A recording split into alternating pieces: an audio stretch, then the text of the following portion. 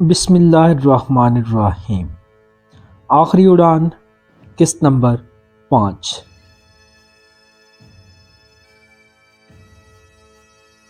حماد کا پاؤں گھٹنوں تک انتہائی سرد مایع میں دھنس چکا تھا۔ لڑکھڑا کر گرنے سے لے کر یہاں تک پہنچنے تک تو حماد سنبھلنے اور سوچنے سمجھنے کا موقع ہی نہیں ملا تھا کہ ہوا کیا ہے۔ اس کی آنکھوں کے سامنے ہر چیز گھوم کر رہ گئی تھی، لیکن اب جب حماد لینڈ کر چکا تھا تو اس نے اپنے ارد گرد دیکھا اور صورتحال کا اندازہ لگانے کی کوشش کی۔ تبھی اس کے پاؤں میں انتہائی سرد سنسنی کا احساس ہوا تو اس نے اپنے پاؤں کی طرف دیکھا۔ حماد کا پاؤں برف کو توڑ کر اندر دھنس گیا تھا اور برف کی موٹی تہہ کے نیچے پانی بہہ رہا تھا۔ کچھ دیر کی جدوجہد کے بعد حماد اپنا پاؤں باہر نکالنے میں کامیاب ہو گیا۔ خیر گزاری کی معمول چوٹیں آئی تھیں، لیکن اس معمولی چوٹ نے برف کی موٹی تہہ کے نیچے بہہ رہے پانی کا انکشاف کر دیا۔ حماد اٹھ کر کھڑا ہو گیا اور اس جگہ کا جائزہ لینے لگا۔ ٹیلوں کے بیچ میں یہ 30-40 فٹ چوڑا رستہ سا تھا جو لمبائی میں دور تک جا رہا تھا۔ اگر اس موٹی برف کی تہہ کے نیچے پانی کا انکشاف نہ ہوتا تو حماد یہ کبھی نہ جان پاتا کہ یہ درہ دراصل ایک دریا ہے جس کی اوپری تہہ شدید ٹھنڈ کی وجہ سے جم چکی ہے، لیکن اندر اب بھی پانی بہہ رہا ہے۔ حماد کے ذہن میں یہ ساری باتیں آئی اور چلی گئی۔ اس نے اپنا بیگ پیچھے لٹکا لیا اور ایک بار پھر سے سفر شروع کر دیا۔ اس بار اس نے جمے ہوئے دریا کے ساتھ ساتھ ہی چلنے کا فیصلہ کر لیا۔ اسے امید تھی کہ یہ راستہ اسے کہیں نہ کہیں ضرور پہنچا دے گا۔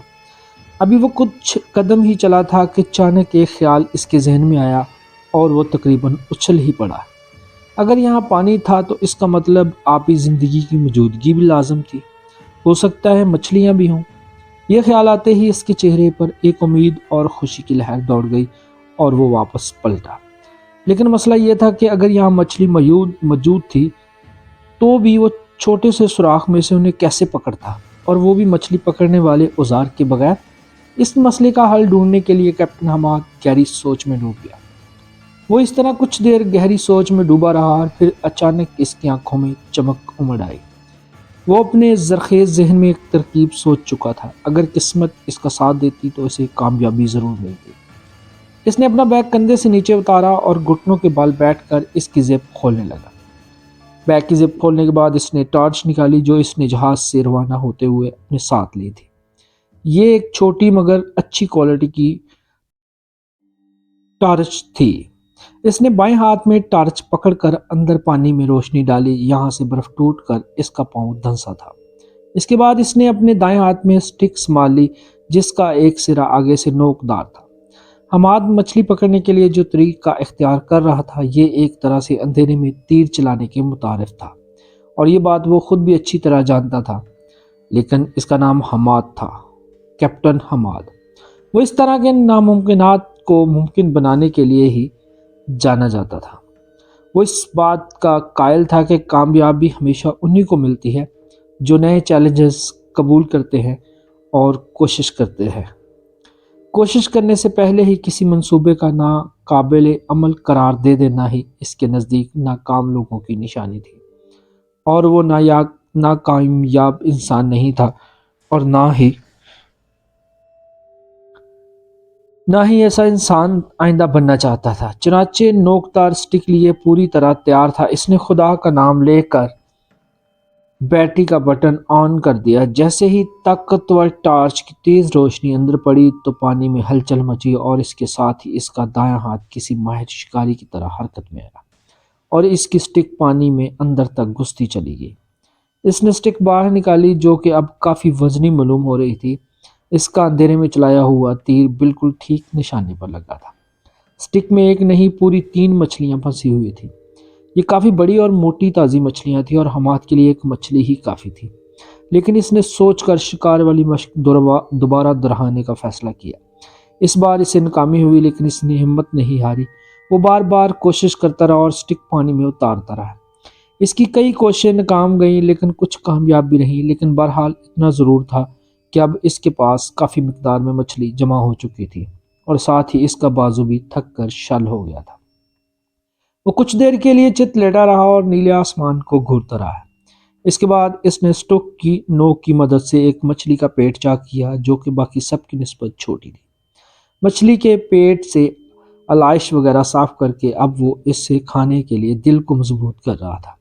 اس نے آج تک کبھی بھی کچی مچھلی یا گوشت نہیں کھایا تھا، اور ظاہر ہے یہاں ایسی کوئی سہولت نہیں تھی کہ مچھلی پکائی جا سکتی، چنانچہ اسے مجبوراً مچھلی کو بغیر پکائے ہی کھانا تھا۔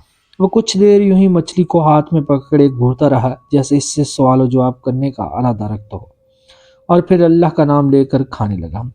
مشکل ضرور ہوئی لیکن اس نے اللہ کا شکر ادا کیا اور پیٹ میں کچھ کھانے کو تو گیا۔ جیسے جیسے وہ مچھلی کا گوشت کھاتا جا رہا تھا اس کے جسم میں توانائی سی بڑھتی جا رہی تھی۔ کھانے سے فارغ ہونے کے بعد اس نے ایک مچھلی کا پیٹ مزید چاک کیا اور علائش وغیرہ صاف کرنے کے بعد اسے اور ٹارچ دونوں کو بیگ میں رکھ لیا۔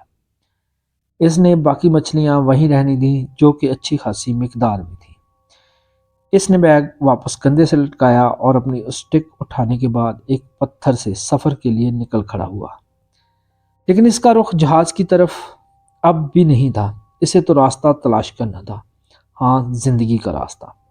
اس نے ایک نظر مچھلیوں کے ڈھیر پر ڈالی اور اس کے بعد ایک مسکراتی ہوئی نظر اس طرف ڈالی جس طرف سے وہ آیا تھا۔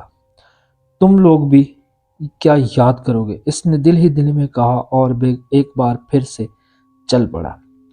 اس کے بعد وہ بغیر رکے چلتا رہا اور چلتا ہی رہا، یہاں تک کہ رات ہو گئی، اور رات اپنے ساتھ خون جما دینے والی سردی بھی لائی۔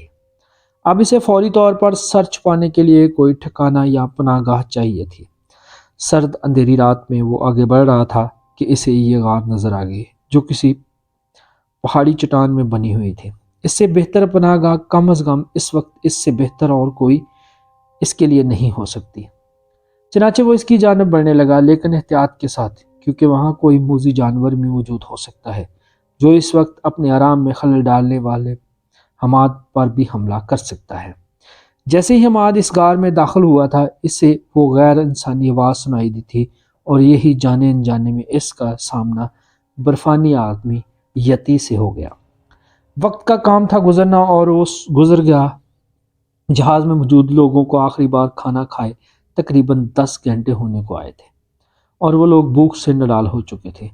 سیٹ چھابڑی والا جیسی موٹی جسامت کے لوگوں کے لیے صورتحال مزید کٹن ہو گئی تھی۔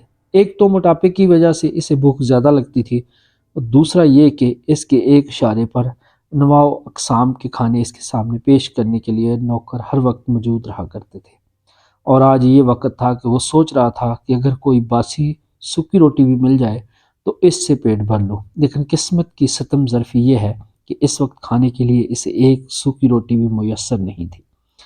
کچھ لوگوں نے بھوک سے بیتاب ہو کر برف کھانے کے لیے منہ میں بھر لی، لیکن اس سے بھوک تو کیا مٹی تھی، الٹا نقصان ہوا۔ یہ کھلی برف تھی اور صحت کے لیے اس کے مضر اثرات بھی تھے۔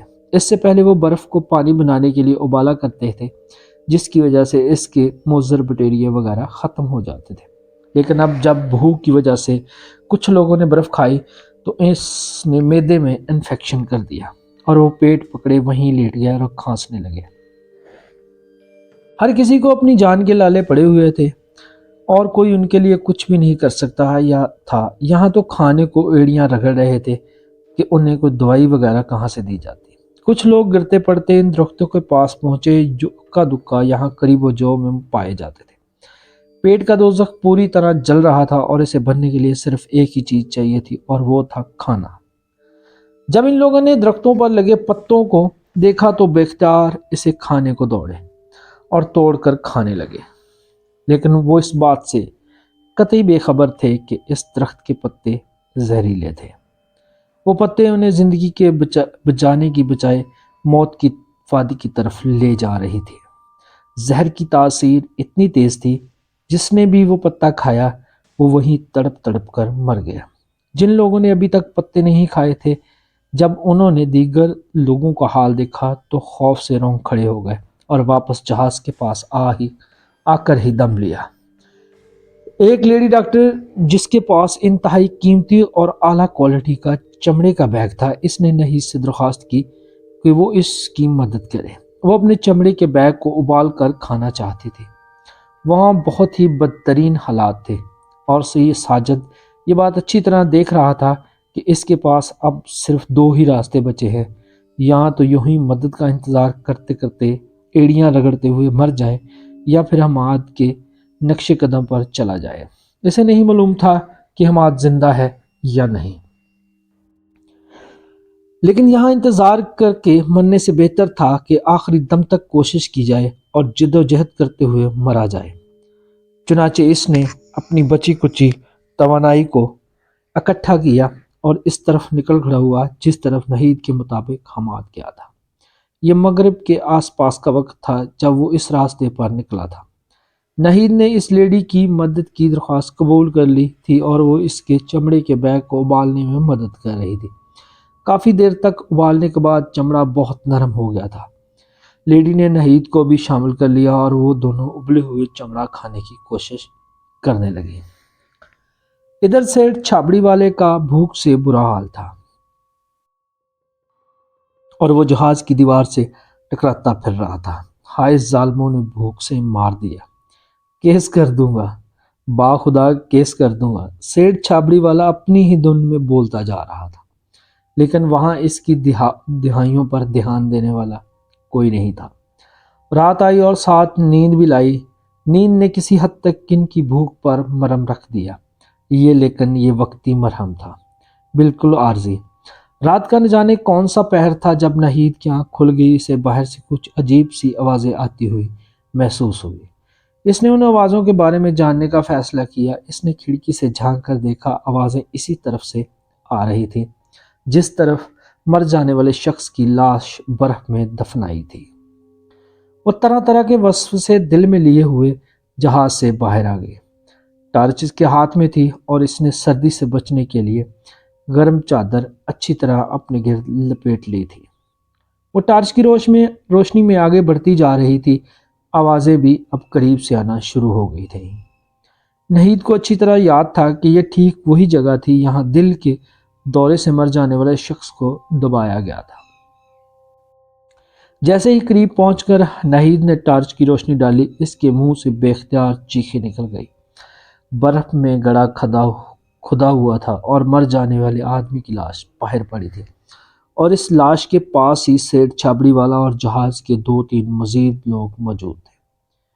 ان کے منہ میں خون لگا ہوا تھا اور وہ لاش کا گوشت نوچ نوچ کر کھانے میں مصروف تھے۔ رات کی تاریکی میں ان کے دانتوں سے ٹپکنے والے خون کے قطرے انتہائی بھیانک منظر پیش کر رہے تھے۔ وہ لوگ ڈریکولا کی مانند دکھائی دے رہے تھے۔ ان کے پاس چھری بھی تھی جس سے وہ گوشت کو کاٹ کاٹ کر کھا رہے تھے۔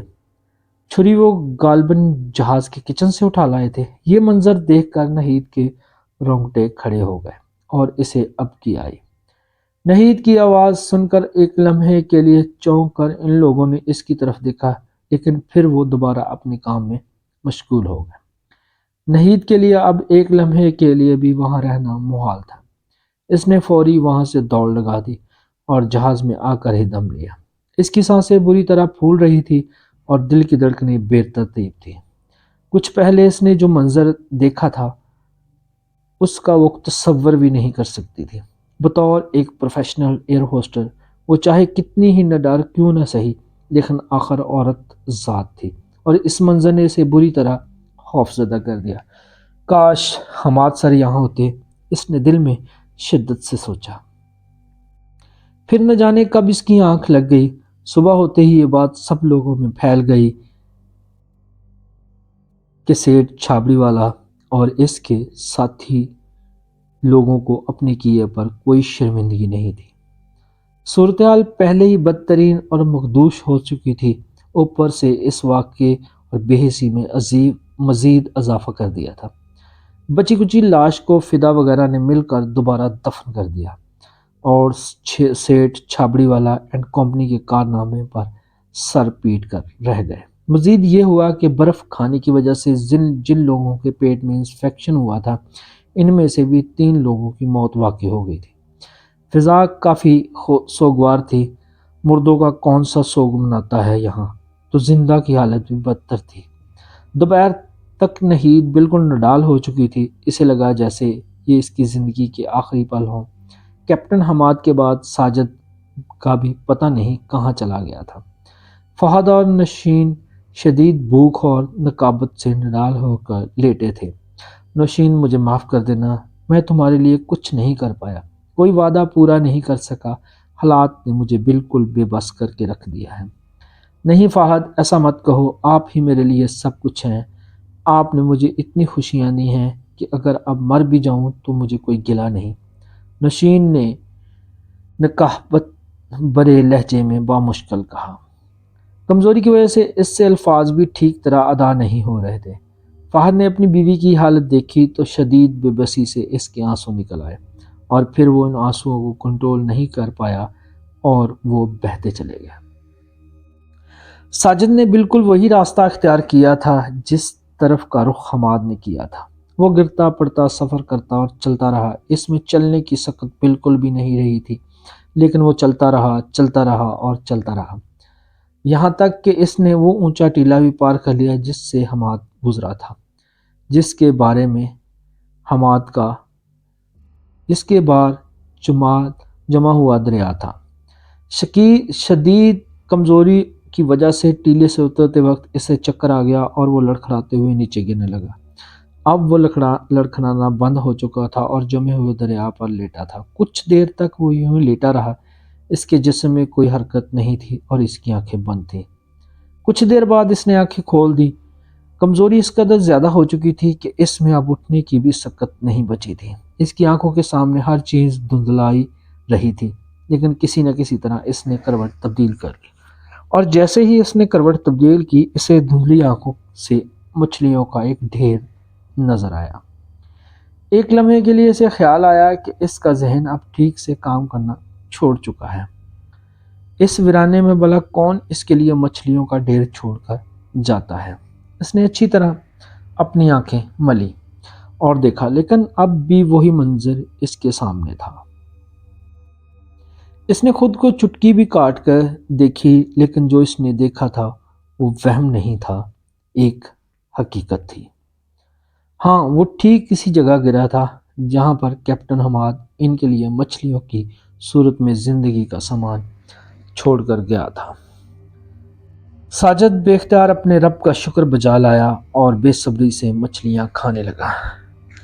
وہ 2 روز سے بھوکا تھا، چنانچہ سیر ہو کر کھانے لگا۔ اس وقت اسے یہ کچی مچھلیاں دن کی بہترین اور لذیذ ترین شے لگ رہی تھی۔ اس نے پیٹ بھر کر کھایا اور پھر برف پر چت لیٹ گیا۔ مچھلیوں نے اس کے اندر زبردست توانائی جما دی۔ وہ کچھ دیر یوں ہی لیٹا رہا اور پھر ایک نئے عزم اور حوصلے کے ساتھ اٹھ کر مچھلیاں اپنے بیگ میں بھرنے لگا۔ اسے اچھی طرح اندازہ تھا کہ جہاز میں موجود لوگ بھوک کی کس نیچ پر پہنچ چکے ہوں گے، چنانچہ اس نے مچھلیاں بیگ میں بھر کر اپنے ہاتھ دھوئے، یہاں سے برف ٹوٹ کر سوراخ ہو گیا تھا۔ اس کے بعد اس نے بیگ کندھوں پر لٹکایا اور واپس چل پڑا۔ اس کی آنکھوں میں خوشی اور امید کی چمک تھی کہ اب جہاز پر موجود لوگوں کی زندگیاں بچ جائیں گی۔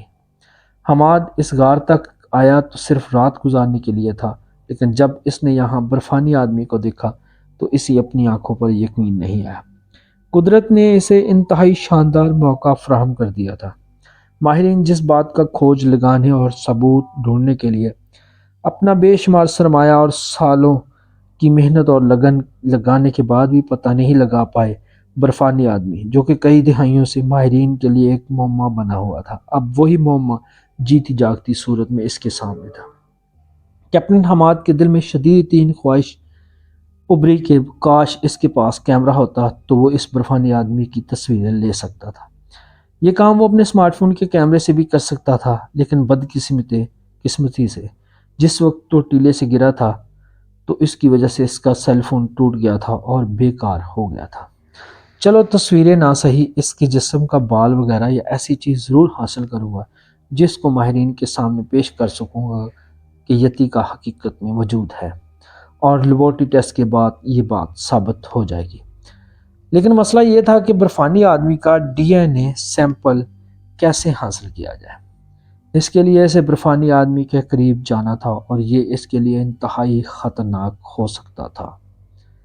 کیپٹن حماد کو برفانی آدمی کے بارے میں جو معلومات تھی اور جو کچھ اس نے پڑھا تھا، اس کے مطابق برفانی آدمی میں اتنی طاقت ہوتی ہے کہ وہ ایک مضبوط درخت کو بھی بآسانی اپنی جگہ سے اکھیڑ کر پھینک سکتا ہے، اور یہ طاقت کیپٹن حماد کے جسم کو ٹکڑوں میں تبدیل کر دینے کے لیے کافی تھی۔ حماد کو چاہیے تو یہ تھا کہ برفانی آدمی کو دیکھتے ہی غار سے نکل جاتا اور جتنی جلدی ہو سکے یہاں سے نکل جاتا، لیکن کیپٹن حماد نے ایسا نہیں کیا۔ وہ اچھی طرح جانتا تھا کہ برفانی آدمی کے گھر میں اس کی موجودگی موت کو دعوت دینے کے مترادف ہے، لیکن حماد کے سر پر جنون تھا کہ وہ برفانی آدمی کا ڈی این اے ساتھ لے کر ہی جائے گا، چاہے دنیا ادھر کی ادھر ہو جائے، اور اس لیے اس نے اپنی زندگی کا سب سے خطرناک داؤ کھیلنے کا فیصلہ کر لیا اور غار میں محتاط انداز میں آگے بڑھنے شروع کر دیا۔ اس نے ٹارچ جلانے کی بالکل بھی ضرورت محسوس نہیں کی تھی اور وہ پھونک پھونک کر قدم آگے بڑھا رہا تھا۔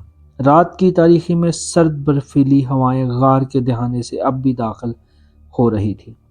اب غار دائیں طرف مڑ رہا تھا۔ جیسے ہی کیپٹن حماد نے موڑ کاٹا، وہ بجلی سی پھرتی سے واپس آیا اور غار کی دیوار کی اوٹ میں ہو گیا، کیونکہ اس نے برفانی آدمی کو چلتے دیکھ لیا تھا۔ خوش قسمتی سے برفانی آدمی نے اسے نہیں دیکھا تھا، لیکن حماد جس طرح پھرتی سے واپس مڑا تھا، اس سے قدرتی طور پر ایک شور سا ضرور پیدا ہوا تھا جس نے برفانی آدمی کو چکا دیا اور گردن موڑ کر اس سمت دیکھنے لگا، لیکن شاید وہ تذبذب کا شکار تھا، اس لیے گردن جھٹک کر واپس دوسری جانب مڑ کر چلنے لگا۔ وہ انسانوں کی طرح سیدھا، لمبا، مضبوط ٹانگوں والا، اندر کی طرف دبا ہوا پیٹ اور چوڑے سینے والا آدمی تھا۔ واضح گردن، گول اور بڑا سا سر، پورا جسم سفید بالوں سے ڈھکا ہوا، جبکہ سر سرمئی اور سرخ مائل بالوں سے ڈھکا ہوا تھا۔ چوڑی ڈھلان نما ماتھا جو کہ بالوں سے ڈھکا ہوا تھا، ماتھے کے نیچے کس قدر اندر کو دھسی ہوئی انسان جتنی بڑی آنکھیں، ستون ناک مگر نتنے چوڑے، باقاعدہ ہونٹ اور ان کے پیچھے انسانوں جیسا چوڑے ہموار دانت، البتہ کھچلے انسانوں سے کس قدر بڑی تھی، جو اس کے گوشت خور ہونے کی نشانیاں تھیں۔ بازو طویل اور ہاتھ انسان جیسے تھے، مگر تمام انگلیاں سوائے انگوٹھے کو چھوڑ کر بڑی اور سائز میں ایک جیسی تھی۔ اس کی ہتھیلیاں صاف مگر ہاتھوں کی پشت پر بھی بالوں سے ڈھکی ہوئی تھی۔ وہ کندھے جھکا کر کمر کو کمان بنا کر چل رہا تھا، لیکن کیپٹن حماد جانتا تھا کہ اسے خطرہ محسوس ہو یا اسے حملہ کرنا ہو تو وہ سیدھا اور کمر تان کر چلے گا۔ برفانی آدمی سے انسان سے 5 گنا طاقتور، 3 گنا تیز اور مشکل ترین چٹانوں اور پہاڑی رستوں پر چڑھنے کا ماہر ہوتا ہے۔ اپنے 70 انچ لمبے اور تقریباً 7 انچ چوڑے پاؤں سے چلتے ہوئے وہ ایک عجیب سی دمک پیدا کر رہا تھا۔ کچھ ہی دیر میں وہ کیپٹن حماد کی نظروں سے اوجھل ہو گیا۔ حماد کچھ دیر دیوار کے ساتھ لگا سنگن لیتا رہا اور پھر ایک محتاط انداز میں آگے بڑھنے لگا۔ پتہ نہیں کیوں، لیکن کیپٹن حماد کو ایسا محسوس ہوا تھا یہ سرنگ تو صرف برفانی آدمی کی رہائش گاہ تک ہی پہنچنے کا صرف ایک رستہ ہے، بالکل اسی طرح جیسے راہداریاں ہوا کرتی ہیں۔ حماد چلتا رہا اور جب سرنگ کا اختتام ہوا تو اس نے اپنے آپ کو ایک بڑے سے ہال میں پایا، ہاں بالکل صاف ستھرا تھا، جو آگے جا کر مزید حصوں میں بٹا ہوا تھا۔ کچھ ہی دور اسے پانی کا ایک تالاب سا نظر آیا۔ کیپٹن حماد میں پانی میں ہاتھ ڈالا تو حیرت انگیز طور پر وہ بالکل تازہ پانی کی طرح تھا، جس طرح تازہ پانی زمین سے نکلتے وقت ہلکا سا گرم ہوتا ہے۔ ابھی تک کیپٹن حماد کو یہاں کوئی زیرو نظر نہیں آیا تھا۔ اچانک کیپٹن حماد کی نظر دیوار میں موجود ایک خلا کی طرف پڑی۔ خلا کی لمبائی اور چوڑائی کسی دہانے سائز کی لفٹ جتنی تھی، چونکہ عام طور پر اونچی بلڈنگوں میں لگی ہوتی ہیں۔ حماد آگے بڑھا، ہوا اس لفٹ نما خلا میں داخل ہوا تو اسے اپنے دائیں طرف تقریباً ایک دروازے کی سائز کا پتھر کا سلیب نظر آیا۔ سلیب سے دروازے کا کام لیا گیا تھا۔ حماد نے اسے ہاتھ لگایا، وہ انتہائی شدید ترین ٹھنڈا تھا، جسے اسے اندر برف سے بھر دیا گیا ہو۔ کیپٹن حماد نے اس دروازے نما سلیپ کو ہلانے کی کوشش ضرور کی، لیکن ٹنوں وزنی سلیپ کو ہلانا اس کے بس کی بات نہیں تھی۔ ایک بار اس نے کہیں پڑھا تھا کہ برفانی آدمی اپنی مہینوں کی خوراک ایک ساتھ ہی ذخیرہ کر لیتا ہے، اور شاید یہ بھی ریفریجریٹر ٹائپ کی کوئی چیز ہو، جہاں برفانی آدمی اپنی خوراک جمع کر کے اسے برف سے بننے کے بعد اسے پتھر کے سلیب سے بند کر دیتا ہو۔ اس طرح اس کی خوراک ایک لمبے عرصے کے لیے محفوظ ہو جاتی ہو۔ بہرحال یہ صرف حماد کے اندازے ہی تھے، اور حقیقت اس کے برعکس بھی ہو سکتی تھی، اور یہ حقیقت تب ہی سامنے آ سکتی ہے جب وہ سلیب ہٹتا، اور اسے ہٹانا حماد کے لیے ممکن نہیں تھا۔ وہ اس سلیب پر پرتجسس انداز میں نظریں ڈالتا ہوا لفٹ نما خلا سے باہر آ گیا۔ خوش قسمتی سے اسے برفانی آدمی کے کچھ بال ایک جگہ پڑے ہوئے مل گئے جن سے اس کا ڈی این اے بآسانی مل سکتا تھا۔ کیپٹن حماد نے بالوں کو اپنے بیگ میں رکھ لیا۔ اصولی طور پر اب اسے اپنے آپ کو مزید خطرے میں نہیں ڈالنا چاہیے تھا اور باہر واپس آ جانا چاہیے تھا، لیکن اس پر ایسا تجسس سوار ہوا کہ اس نے ایسا نہیں کیا۔ وہ یہاں کے بارے میں مزید جاننا چاہتا تھا۔ ظاہر ہے برفانی آدمی یہاں اکیلا نہیں ہو سکتا، اس کی مادہ کی موجودگی بھی لازمی تھی، اور عین ممکن تھا کہ یہاں برفانی آدمی کا کوئی چھوٹا سا بچہ بھی موجود ہو۔ بس انہی باتوں کی وجہ سے وہ یہاں مزید وقت گزارنا چاہتا تھا۔ ابھی وہ اسی ششوپنج میں تھا کہ کسی طرف کا رخ کیا جائے، تبھی اسے برفانی آدمی کی قدموں کی وہی مخصوص قسم کی دھمک سنائی دی، اور اسے اپنے پیچھے کسی کی موجودگی کا احساس ہوا۔ حماد یہاں تھا وہیں تھم گیا، اور سانس حلق میں اٹک گئی۔ اس نے گھوم کر پیچھے دیکھا تو اسے صرف چند فٹ کے فاصلے پر کھڑا برفانی آدمی اسے شعلہ برساتی ہوئی آنکھوں سے گھور رہا تھا۔ کہانی کی اگلی قسط سننے کے لیے چینل کو سبسکرائب کریں، بیل آئیکن کو پریس کریں تاکہ ہر نئی آنے والی کہانی کا نوٹیفیکیشن بر وقت آپ کو ملتا رہے۔ کہانی کو لائک کریں اور کمنٹ باکس میں اپنی قیمتی آراء سے مجھے لازماً آگاہ کریں۔ السلام علیکم۔